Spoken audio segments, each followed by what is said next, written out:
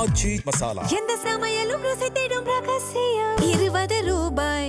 இந்த வெற்றி நீங்க எதிர்பார்க்கப்பட்ட வெற்றி தானா? நீங்க எப்படி பாக்குறீங்க உங்களோட முதல் கட்ட பார்வை? சார், முதல்ல விஜய் அபரிவிதமான வாக்கெடுப்பார் அப்படிங்கிறத தொடர்ச்சியாக நான் நம்பினேன் ஆழமாக. காரணம் என்னென்னா, அவர் ஒரு கமர்ஷியல் ஹீரோ சார். இந்த தேர்தலையே அவர் கமர்ஷியலாக தான் ஹேண்டில் பண்ணார். எப்படி ஒரு படம் வெற்றி அடையுமோ அதே அணுகுமுறையோடு தான் விஜய் கட்சியினுடைய அந்த பிரச்சார யுக்தி எல்லாமே இருந்தது. இன்னொன்று, களத்திற்கு சென்ற பொழுது நம்ம கன்னியாகுமரியில் நீங்கள் நடத்துகிற விவாதத்தில் கூட குறிப்பிட்டேன், ஒரு அபரிவிதமாக விஜய் கட்சிக்கு திடீரென்று ஒரு மக்கள் ஆதரவு இருக்கிறத பார்க்க முடிஞ்சது. பட் அதை ஒரு எல்லை மீறி கணிக்க முடியலை. அது இவ்வளோ பெரிய ஒரு வெற்றியை அவர்களுக்கு 100 இடங்களுக்கு மேலே பெற்றுத்தரும் அப்படிங்கிற விதமான நம்பிக்கை இல்லை. அந்த நம்பிக்கை ஏன் குறைவாக இருந்துச்சுன்னா, வேட்பாளர்களுக்கு ஒரு மதிப்பீடு இருக்குது அப்படிங்கிறத ஆழமாக நம்பினேன். ஒவ்வொரு தொகுதியிலும் போட்டியிடக்கூடிய வேட்பாளர்கள் ஒரு பெரிய ரோல் பிளே பண்ணுவாங்க. அவர்களுடைய செல்வாக்கு ஒரு 20,000 வாக்குகள் வரைக்கும் வெற்றி தோல்வியை தீர்மானிக்கும். அந்த இடம் தாவேகாவுக்கு பெரிய சவாலாக இருக்கும் அப்படிங்கிற இடம் மட்டும் கொஞ்சம் நெருடலாக இருந்தது. அந்த இடத்துல தான் தாவேகா மும்முனை போட்டிக்குள்ளே வரும். பட் அது வெற்றியாக பதிவு செய்கிற எண்ணிக்கை குறைவாக இருக்கும் அப்படின்னு நினைத்திருந்தேன். ஆனால் அதையும் மீறி தாவேகா ஒரு பெரிய லெவலில் ப்ளே பண்ணியிருக்கு. நீங்கள் ரொம்ப குறிப்பாக எனக்கு முன்பு சார்கள் குறிப்பிட்டதை போல் திருப்பரங்குன்றம் போன்ற விவகாரத்தை அவர் பேசவே இல்லை. திருப்பரங்குன்றம் அந்த விவகாரத்தில் இந்துக்கள் அப்படிங்கிற ஒரு அரசியலை முன்னெடுத்த இயக்கம் பாஜக, அதிமுகன்னு நான் அது கூட சேர்த்துக்கிறது பாஜக கூட்டணியில் இருக்கிறதுனால இல்லை. ஒரு நீதிமன்றமே சொன்ன பின்பும் கூட ஒரு சிறுபான்மையினர் பக்கம் அரணாக நின்றோம், ஒரு நடுநிலை வகித்தோம் அப்படிங்கக்கூடிய அளவில் செயல்பட்ட இயக்கம் திராவிட முன்னேற்ற கழகம். ஆனால் அந்த திருப்பரங்குன்றத்தில் 2 பேருமே தோக்குறாங்க. அங்க பாத்தீங்கன்னா கருத்தே சொல்லாத விஜய் 1 லட்சம் வாக்குகளுக்கு அதிகமா பெற்று ஜெயிக்கிறாரு. நிர்மல்குமார் அங்க சட்டமன்ற உறுப்பினர். அப்ப இந்த தேர்தல் முழுக்க எப்படி மாறி இருக்குன்னா சார், ஒரு கமர்ஷியல் ஹீரோ அவருடைய வருகை அது எப்படி பாதிக்குது அப்படிங்கிற அளவுக்கு தான் மாறி இருக்கு. நான் தேர்தலுக்கு சில நாட்களுக்கு முன்பு ஒரு விஷயம் குறிப்பிட்டிருந்தேன் சார். களம் அன்னைக்கெல்லாம் எப்படி இருந்துச்சுன்னா, விஜய் வெர்சஸ் அதர்ஸ்னு மாறிடுச்சு சார். சாமானிய மக்கள் கிட்ட நீங்கள் ரொம்ப சாமானிய மக்களுக்கு அதாவது அரசியல் புரிதல், அரசியல் ஆழ்ந்து சிந்திக்கக்கூடியவர்கள் தான் திமுக அதிமுக என்று பிரிந்து நின்றாங்க. எளிய மக்கள் அல்லது ஒரு சாதாரண அரசியல் பார்வையாளர்கள், ரொம்ப குறிப்பாக 18 வயதை தொட்டவர்கள், இன்னொன்று இந்த தேர்தல் நடத்தை முறைகளின்படியே கிட்டத்தட்ட 2.25 கோடி இளைஞர்கள் வாக்களிக்கிறாங்க. அப்போ அது எல்லாமே அவர்களுக்கு சாதகமாக மாறுது. கிட்டத்தட்ட 1 கோடி வாக்குகளை கடப்பார்கள் என்கிற அளவுக்கு கணிக்க முடிந்தது. அது இந்த அளவிற்கு மாறும் என்பது கிட்டத்தட்ட ஒரு பெரிய ஒரு மௌன புரட்சி அப்படின்னு நம்ம வடிவத்தில் வைத்துக் கொண்டால் கூட இது ஒரு ரசிக மனநிலையின் உச்சம் அப்படின்னு தான் பார்க்கிறேன். கிட்டத்தட்ட ஒரு ரசிக மனநிலையில் கொண்டவர்கள் அவர்கள் வேறு அரசியல் கட்சிகளின் பக்கம் தங்களுடைய பார்வையோ சிந்தனையோ திருப்பாம விஜய் வந்திருக்கிறார். விஜயும் எனக்கு முன்பு சிவபிரியன் சார் சொன்னதை போல ஒரு எமோஷனல் கனெக்ட் ஆகிட்டே இருந்தார் மக்கள் கிட்ட. ஒவ்வொரு வீட்லேயும் விஜய் இருக்காரு, ஒவ்வொரு வீட்லேயும் இருக்கக்கூடிய விஜய் தன்னோட இதை பதிவு பண்ணுவார் அப்படிங்கிறத சொன்னார். ஸோ இது எல்லாம் மக்கள்கிட்ட ஏதோ ஒரு வகையில் கனெக்ட் ஆயிடுச்சு சார். வீட்டில் அவங்க திமுகவுக்கு ஓட்டு போட்டுருக்கலாம் அல்லது அதிமுகவுக்கு போட்டுருக்கலாம், அந்த வீட்டுக்குள்ளே ஒரு ஓட்டை எடுத்து விட்டார் விஜய். அதுதான் நமக்கு ரிசல்ட் காட்டுது. 2,23,00,000 குடும்ப அட்டைகள் இருக்குது. இன்றைக்கி அவர் 1,70,00,000 ஓட்டு எடுத்திருக்காருன்னா ஒரு வீட்டுக்கு ஒரு ஓட்டு என்பதை தாண்டி 1 ஓட்டு 2 ஓட்டை தொட்டிருக்கிறார். அப்படி இல்லைன்னா 72 லட்சம் வாக்குகள் கிடைத்திருக்காரு. 34%. ஆமா ஓட்டை அவர் கடந்திருக்கிறார். ஒரு 20 முதல் 25 வரைக்கும் அவரால் எடுக்க முடியும் என்பதுதான் யூகமாக இருந்தது. அதையும் அவர் கடந்திருக்கிறார்னா இது திராவிட கட்சிகளுடைய தோல்வி, திமுகவோட தோல்வி அப்படிலாம் எதுவுமே கிடையாது சார். இது முழுக்க விஜய் என்கிற ஒரு தனிநபர் மீது மக்களுக்கு கிட்டத்தட்ட அவர் முதல் படம் சார் நாளைய தீர்ப்பு. அந்த நாளைய தீர்ப்பு என்கிற அந்த படத்திலிருந்து தொடங்கி கிட்டத்தட்ட அவர் விஜய் மக்கள் இயக்கமெல்லாம் நடத்துகிறாங்க. அவங்க அரசியல் மையத்துக்கு இன்றைக்கி வரல. விஜய் மக்கள் இயக்கம் என்றெல்லாம் அவர் ஒரு கடந்த காலங்களில் நடத்துகிறார். 2011 செல்வி ஜெயலலிதா அவர்களுடைய அண்ணா திராவிட முன்னேற்ற கழகத்தை ஆதரித்து விஜய் மக்கள் இயக்கம் கொடியை பிடிச்சிட்டுலாம் நின்னாங்க அன்றைய காலகட்ட அரசியலே. அப்போ ஏதோ ஒரு வகையில் விஜய்க்குள்ள ஒரு அரசியல் நெருப்பு இருந்துக்கிட்டே தான் இருந்துச்சு. அதை அவர் சரியான நேரத்தில் பயன்படுத்தி கொண்டார். ஜெயலலிதா அவர்கள் இல்லை, கிட்டத்தட்ட இந்த கலைஞர் அவர்களுடைய மறைவு, மு.க. ஸ்டாலின் அவர்கள் தொடர் வெற்றியை பதிவு செய்தார். ஆனாலும் அந்த வெற்றிக்கு அடித்தளம் நான் பல இடங்களில் சொல்லியிருக்கேன் சார். அது திமுகவினுடைய வெற்றிக்கு அடித்தளமே பாஜக எதிர்ப்பு தான்.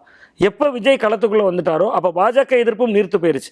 பாஜக எதிர்ப்பு நீர்த்து போயிருச்சுன்னு எப்படி சொல்கிறோம்னா, ஒட்டுமொத்த தமிழக மக்கள்கிட்ட கன்னியாகுமரி மாவட்டம் தான் பாஜகவுடைய கோட்டை.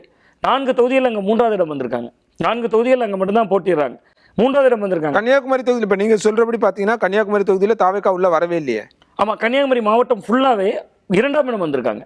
நீங்கள் கன்னியாகுமரி சட்டமன்ற தொகுதியில் மட்டும்தான் 3ஆம் இடம் வந்திருக்காங்க. மற்ற 5 தொகுதிகளிலையும் தாவேகா 2ஆம் இடம் வந்துட்டாங்க.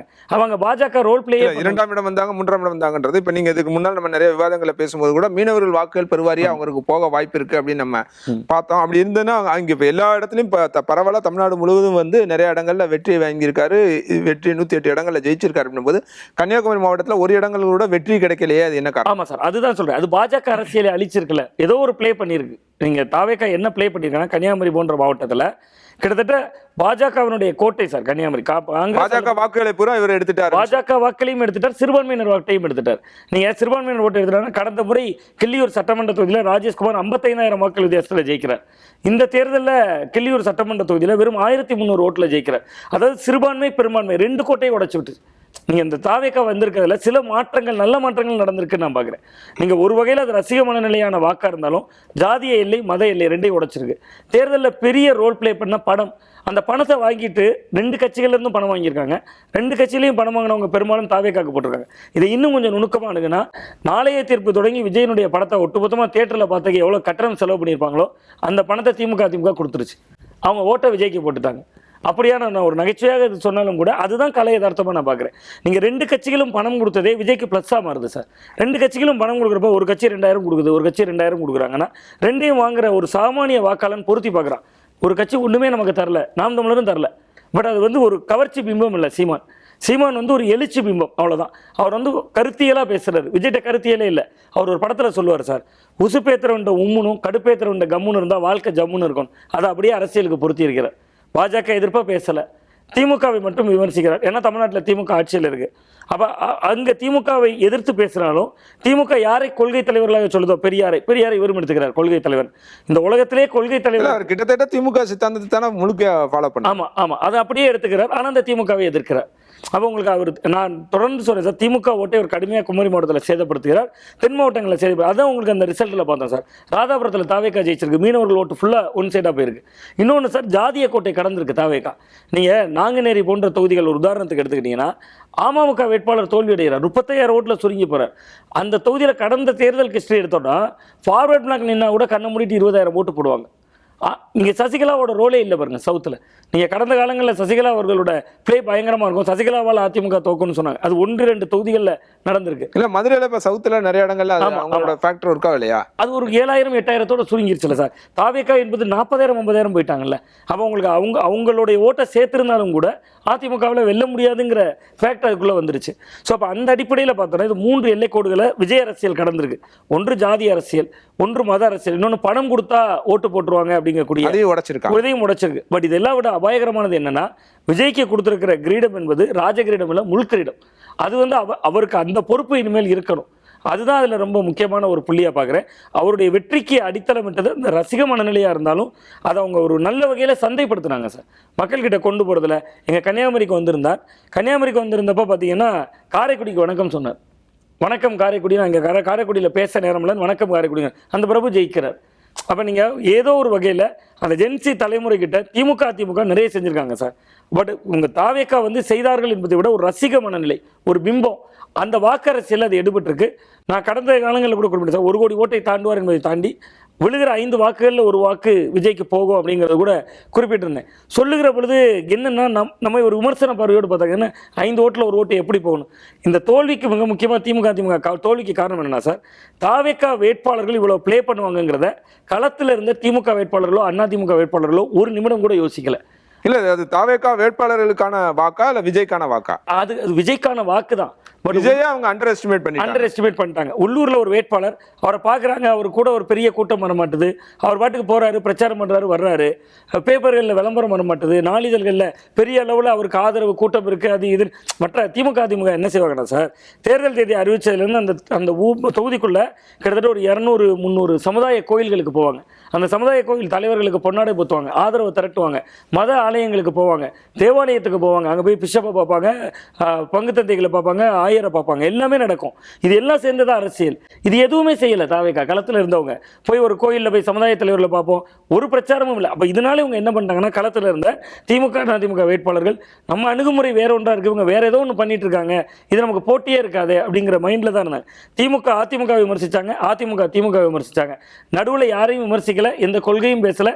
நீங்கள் ரசிகர்கள்லாம் சேர்ந்து ஓட்டு போடுங்க. இப்போ விஜயை வீழ்த்தருன்னா ஒரே ஒரு விஷயம் தான் சார் இருக்குது. விஜயை வீழ்த்துகிற ஆற்றல் அதிமுகவுக்கு என்னுடைய யூகம் சரியாகிறதா. என்னதான் எதிர்க்கட்சி அரசியல் பண்ணினாலும் கூட திமுக வீரியமாக எதிர்க்கட்சி அரசியல் செய்வாங்க சார். கடந்த காலங்களில் 10 ஆண்டுகள் அவங்க எதிர்க்கட்சி வரிசையில் அந்தளவு பண்ணியிருக்காங்க.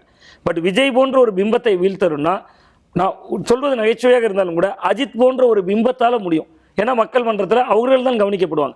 முதல்ல இங்கே ரசிக மனப்பான்மையோட ரசிக மனப்பான்மை தான் மோத முடியும். நீங்க ஒரு கவனத்திற்குள்ளாக்கவே முடியாது. நீங்க அந்த பெரும் ரசிகர் கூட்டத்தை நீங்க திமுக செய்த சாதனைகளை பட்டியல் போட்டுக்கிட்டே இருக்கலாம். எந்த சமையலும் ருசி தேடும் ரகசியம் 20 ரூபாய்.